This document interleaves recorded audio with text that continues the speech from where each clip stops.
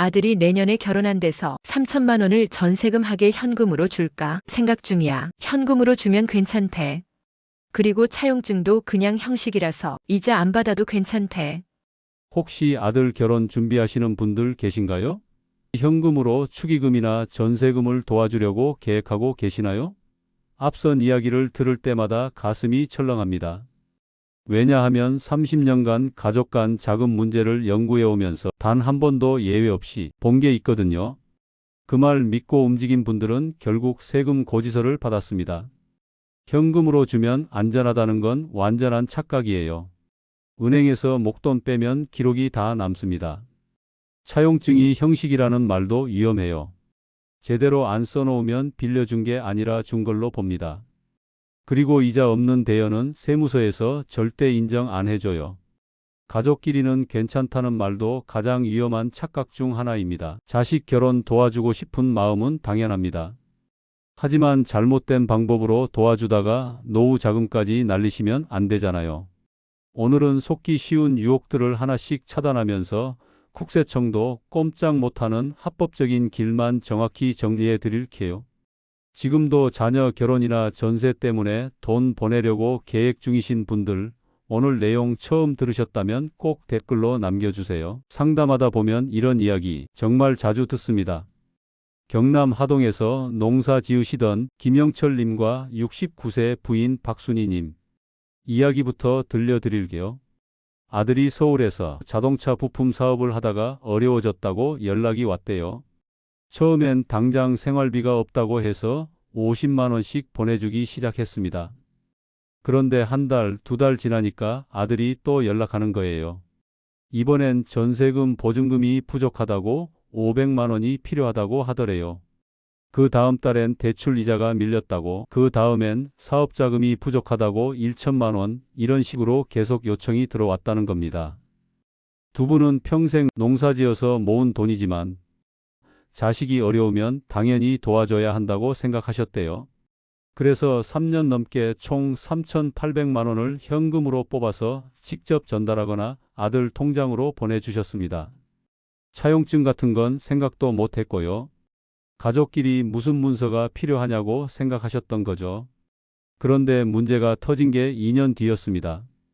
아들이 드디어 사업이 좀 안정됐다고 하면서 아파트를 사게 된 거예요. 대출 받으려고 은행에 갔는데 갑자기 자금 출처 조사가 들어왔습니다. 아들이 소득에 비해서 너무 많은 돈을 쓰고 있다고 의심을 받은 거죠. 은행에서 부모님 통장 거래 내역을 다 뽑아보니까 현금 인출 기록이 줄줄이 나왔습니다. 날짜별로 정리해보니 아들한테 돈 보낸 시기와 정확히 일치하더라고요. 국세청에서 연락이 온 건 그로부터 한 달 뒤였습니다. 김영철님 부부는 빌려준 거라고 주장했지만 차용증도 없고 이자도 한 번도 받지 않았고 원금 상환받은 기록도 전혀 없었어요. 결국 그 3,800만 원 전부가 증여로 판단됐습니다. 증여세만 400만 원이 나왔는데 신고를 안 했으니까 가산세까지 붙어서 총 600만 원이 넘는 세금 고지서를 받았대요. 그 할아버지가 상담실에 오셔서 하신 말씀이 아직도 제 머리에서 안 떠나요. 자식 살리려다가 우리 노후를 다 내줬네요. 이제 농사일도 힘든데 어떻게 살아야 할지 모르겠어요. 또 다른 사례도 말씀드릴까? 인천에 사시는 68세 이정자님 이야기입니다. 딸이 결혼하면서 신혼집 마련한다고 전세금 1억 2천만 원을 도와달라고 했대요. 그런데 이분은 조금 더 신중하게 접근했어요. 주변에서 요즘 세무조사가 까다롭다는 이야기를 들어서 현금으로 주면 안전할 거라고 생각하신 거죠. 그래서 한 달에 1천만 원씩 12번에 나누어서 현금으로 인출해서 딸한테 직접 전달했습니다. 혹시 모르니까 ATM 말고 은행 창구에서 인출할 때도 생활비라고 용도를 적어두기까지 했대요. 완벽하다고 생각했던 거죠. 하지만 딸이 전세 계약하고 나서 6개월 뒤에 문제가 생겼어요. 부동산 거래 신고 때문에 자금 출처 확인이 들어온 건데 딸의 소득으로는 설명이 안 되는 목돈이었거든요. 결국 어머니 통장에서 매달 정기적으로 1천만 원씩 현금 인출한 기록이 다 드러났습니다. 이정자님은 딸한테 빌려준 거라고 주장했지만 역시나 차용증도 없고 이자 약정도 없고 상환 계획도 전혀 없었어요. 게다가 현금으로 전달했다는 건 오히려 더 의심을 받았습니다. 왜 굳이 현금으로 줘야 했는지 숨기려는 의도가 있었던 건 아닌지 추궁을 받았대요. 결국 전액 증여로 판정받아서 증여세 1,200만 원에 가산세까지 해서 총 1,800만 원을 내야 했습니다. 도와주려던 돈보다 세금이 더 많이 나온 거예요. 이런 일들이 왜 자꾸 반복되는 걸까요? 바로 잘못된 상식들 때문입니다. 현금으로 주면 안전하다. 가족끼리는 괜찮다. 조금씩 나누어 주면 괜찮다. 이런 말들 때문에 소중한 노후 자금을 잃고 계시는 거예요. 구독 버튼과 좋아요 버튼 꼭 눌러주시고요. 오늘 영상 끝까지 보시면 세 가지를 확실히 얻을 수 있습니다. 첫 번째는 지금 당장 중단해야 할 위험한 습관들을 정확히 알게 됩니다. 두 번째는 이미 보낸 돈이라도 수습할 수 있는 골든타임이 언제인지 알게 되고요. 세 번째는 앞으로 어떻게 도와줘야 안전한지 구체적인 방법을 알게 됩니다. 지금부터는 일상 속에서 가장 많이 놓치고 있는 위험 요소들을 하나씩 정확히 짚어드리겠습니다. 자녀에게 돈 도와줄 때 세금 폭탄 부르는 가장 흔한 실수들을 정리해 드릴게요. 이 실수들만 피해도 90%는 안전해집니다. 첫 번째 실수는 생활비라고 믿고 정기 송금하는 겁니다. 매달 똑같은 날 똑같은 금액을 보내는 분들 정말 많으세요. 하지만 정기적으로 보내는 돈은 생활비가 아니라 증여로 판단될 가능성이 큽니다. 국세청 세법 해석 기준을 보면 반복성과 금액이 가장 중요하게 작용합니다. 매달 100만 원씩 보낸다면 이게 생활비인지 용돈인지 구분이 안 된다는 거예요. 특히 자녀가 직장인이라면 더욱 곤란해집니다. 이미 소득이 있는데 왜 부모가 생활비를 줘야 하느냐는 의문이 생기거든요. 실제 사례로 부산에 사시는 68세 박영수님은 아들이 신혼이라서 생활이 어렵다고 해서 매달 100만 원씩 8년간 총 9,600만 원을 보냈습니다. 아들 월급이 350만 원 정도였는데도 계속 생활비가 부족하다고 하니까 도와주신 거죠. 그런데 아들이 집을 사면서 자금 출처 조사가 들어왔고 그동안 보낸 돈 전액이 증여로 판단됐습니다. 생활비라는 주장은 전혀 받아들여지지 않았어요. 정기 송금은 반드시 중단하시고 정말 필요할 때만 목적을 명확히 해서 보내세요. 그리고 무엇보다 중요한 건 이체할 때 메모를 남기는 겁니다. 생활비, 의료비, 경조사비 이런 식으로 구체적으로 적어 두셔야 해요. 메모 없는 이체는 가장 불리합니다. 여러분도 혹시 매달 정해진 금액 보내고 계신가요? 두 번째 실수는 현금이면 안전하다는 착각입니다. 이거 정말 위험한 생각이에요. 현금 인출 기록은 은행 전산에 그대로 남습니다. 요즘은 금융정보분석원에서 운영하는 자금 세탁방 시스템을 통해서 일정 금액 이상은 자동으로 추적됩니다. 한 번에 500만 원 이상 현금 인출하거나 한 달에 총 1천만 원 이상 현금 거래가 있으면 의심 거래로 분류될 수 있어요. 그러면 나중에 세무조사 들어올 때 현금 사용 내역을 다 소명해야 합니다. 경기도에 사시는 72세 이정호님은 손자 결혼 축의금으로 2천만 원을 현금으로 뽑아서 전달했습니다. 현금으로 주면 기록이 안 남는다고 생각하셨던 거죠. 하지만 손자가 신혼집 전세 계약할 때 자금 출처 조사에서 문제가 생겼어요. 할아버지 통장에서 2천만 원 현금 인출 기록과 손자 통장 입금 시기가 일치해서 증여로 의심받은 거예요. 이정호님은 축의금이라고 주장했지만 증명할 방법이 없었습니다. 결혼식 하객 명단에도 없고 축의금 영수증도 없고 아무런 증빙이 없었어요. 결국 증여로 판정받아서 증여세에 고의 회피 가산세까지 붙어서 원래 세금의 2배를 내야 했습니다. 현금 전달은 절대 피하시고 계좌 이체로 흐름을 명확하게 남기세요. 그리고 이체할 때는 반드시 메모에 정확한 목적을 적어 두시고요. 소명 못하면 고의 회피로 의심받을 수 있습니다.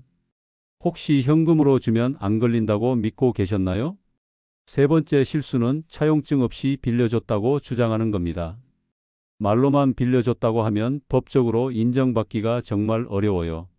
민법에서도 금전소비대차 계약은 서면으로 하는 게 원칙입니다.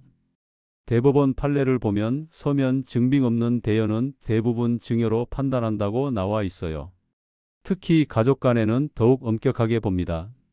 혈연 관계에서는 증여 추정 원칙이 적용되거든요. 빌려준 게 맞다면 차용자가 그걸 입증해야 해요. 울산에 사시는 65세 김철수님은 아들 사업자금으로 2억을 빌려줬다고 주장했습니다. 하지만 차용증이 전혀 없었어요. 아들도 빌린 거라고 증언했지만 세무서에서는 인정해주지 않았습니다. 이자도 한 번도 받지 않았고 상환 약속도 구체적이지 않았거든요. 결국 전액 증여로 판정받아서 증여세 5천만 원에 신고 누락가산세까지 해서 총 7,500만 원을 내야 했어요. 빌려준 돈보다 세금이 더 많이 나온 거죠. 차용증 작성할 때는 금액, 이자율, 상환 시기를 반드시 명시해야 합니다. 그리고 날짜 조작 의심 피하려면 사전에 미리 작성해 두세요. 사후에 만든 차용증은 오히려 더 위험할 수 있어요. 차용증 없이 빌려준 돈 지금 있으신가요? 네 번째 실수는 이자 없는 대여입니다. 이자가 없으면 빌려준 돈으로 보기 어렵다는 게 세무서 입장이에요. 가족끼리 이자 받는 게 야박하다고 생각하시는 분들 많은데 세법에서는 그렇게 보지 않습니다. 소득세법 시행령을 보면 적정 이자율 기준이 있어요. 개인 간 대여는 연 4.6% 이상 이자를 받아야 대여로 인정받을 수 있습니다.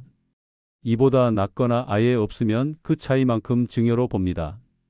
대구에 사시는 70세 최영순님은 딸한테 전세자금 8천만 원을 무이자로 빌려줬습니다. 딸이 어려우니까 이자는 받지 않겠다고 하신 거죠. 하지만 세무조사에서 적정 이자율과의 차이인 연간 368만 원을 매년 증여한 것으로 봤어요. 5년간 총 1,800만 원을 증여한 것으로 계산돼서 증여세를 내야 했습니다. 현실적인 이자는 반드시 받으시고 통장으로 주고받아서 기록을 남기세요. 현금으로 이자 주고받으면 인정받기 어려워요. 이자 받는 게 너무 야박하다고 느끼시는 분들 계시겠지만 세금 폭탄 맞는 것보다는 낫잖아요. 다섯 번째 실수는 원금 상환 기록이 전혀 없는 경우입니다. 원금 상환은 가장 강력한 대여 증거예요. 아무리 차용증이 완벽해도 한 번도 갚지 않으면 의심받을 수밖에 없어요.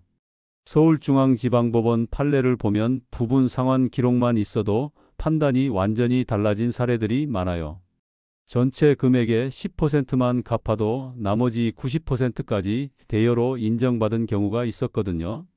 경기도에 사시는 74세 박민수님은 아들한테 5천만 원을 빌려줬는데 3년간 한 푼도 안 갚아서 증여로 의심받았어요. 그런데 다행히 100만 원이라도 갚아보라는 제 조언을 듣고 일부 상환을 했습니다. 그 100만 원 상환 기록 때문에 나머지 4,900만 원까지 모두 대여로 인정받을 수 있었어요. 소액이라도 상환 기록을 반드시 남기시고 이체할 때 메모에 원금 상환이라고 꼭 써두세요. 혹시 원금 한 번이라도 돌려받으신 적 있나요? 이런 실수들만 피해도 세금 폭탄은 피할 수 있어요. 하지만 더 확실하게 지키는 방법들이 있습니다. 지금부터 그 방법들을 알려드릴게요. 이제 확실하게 지킬 수 있는 현실적인 자금 관리법을 알려드리겠습니다. 첫 번째로 차용증은 미리 준비하세요. 돈 보내기 전에 차용증부터 작성하는 습관을 들이시는 게 중요해요. 이메일 전송 기록은 날짜 증빙에 매우 유리합니다. 차용증 작성하자마자 서로 이메일로 보내서 저장해 두세요. 그러면 나중에 날짜 조작 의심 전혀 받지 않아요. 날짜 조작은 절대 금물이고 발각되면 더 큰 문제가 됩니다. 작성 즉시 서로 이메일로 보관하시고 계시나요? 이메일 기록까지 남겨두면 완벽한 증빙이 됩니다. 두 번째로 과거에 이미 송금한 거는 골든타임에 정리하세요. 세무조사 들어오기 전이라면 아직 수습할 기회가 있어요. 채무 확인서라는 걸 작성해서 사실관계를 정리할 수 있거든요. 하지만 허위 문서는 절대 만들면 안 됩니다. 더 큰 문제를 만들 수 있어요. 실제로 빌려준 것만 채무 확인서로 정리하시고 진짜 준 거라면 증여 신고를 하는 게 나아요. 이미 보낸 돈 때문에 걱정되시는 분들 계신가요? 아직 늦지 않았으니까 빨리 정리하세요. 세 번째로 부부간 돈도 예외가 아니라는 걸 기억하세요. 부부간에는 생활비는 자유롭게 줄 수 있지만 자산 형성과는 구분됩니다. 남편 소득으로 부인 명의에 적금 넣는다거나 부인 이름으로 부동산 사면 증여 문제가 생길 수 있어요. 명의가 다르면 증여 문제가 생긴다는 걸 꼭 기억하세요. 저축은 소득자 명의로 관리하시는 게 안전해요. 혹시 배우자 통장에 돈 모아두고 계신 분들 있으신가요? 지금이라도 정리하시는 게 좋겠어요. 네 번째로 축의금과 조의금은 반드시 구분해서 관리하세요. 누구 손님인지가 핵심 기준이에요. 부모가 자식 결혼식 하객들한테 받은 축의금은 부모 것이고 자식이 친구들한테 받은 축의금은 자식 것입니다. 이걸 섞어서 관리하면 나중에 문제가 생겨요.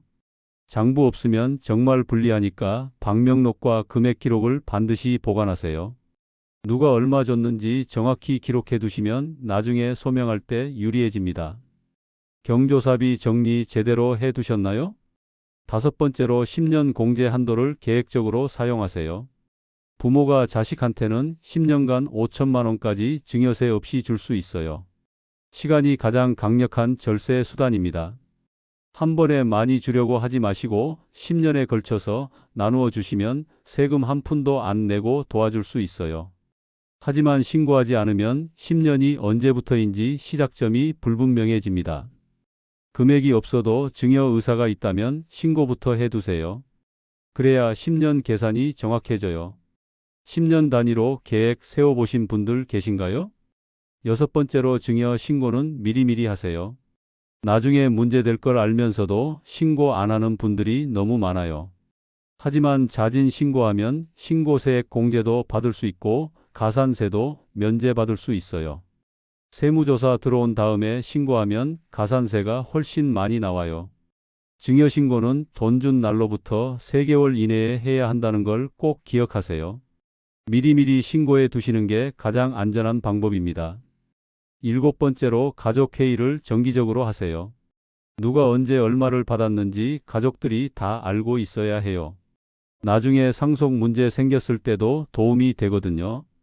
특히 여러 자녀가 있으면 형평성 문제도 생각해야 해요. 한 자녀한테만 많이 주면 나중에 다른 자녀들이 문제 제기할 수 있어요. 투명하게 관리하시는 게 가족 화합에도 좋고 세금 문제도 피할 수 있어요. 오늘 이야기의 핵심을 정리해 드리면 정말 단순합니다. 몰래 주는 돈은 독이 되고 떳떳하게 남긴 기록은 방패가 된다는 거예요. 잘못된 상식들을 다시 한번 정리해 드릴까?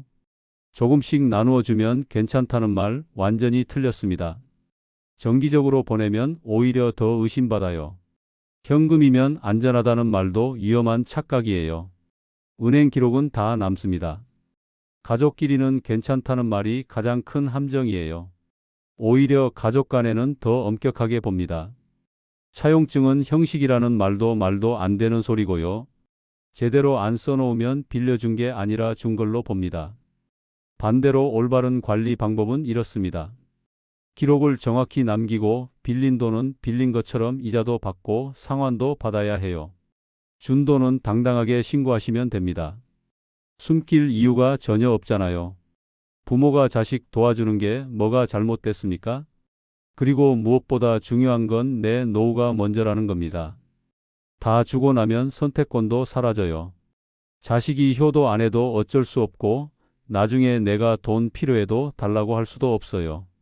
적당히 도와주되 내 생활은 반드시 지키셔야 합니다. 오늘 당장 실천할 수 있는 첫 번째 방법은 앞으로 돈 보낼 때 반드시 메모를 남기는 거예요. 용도를 구체적으로 써두시면 나중에 문제가 생겨도 소명할 수 있어요.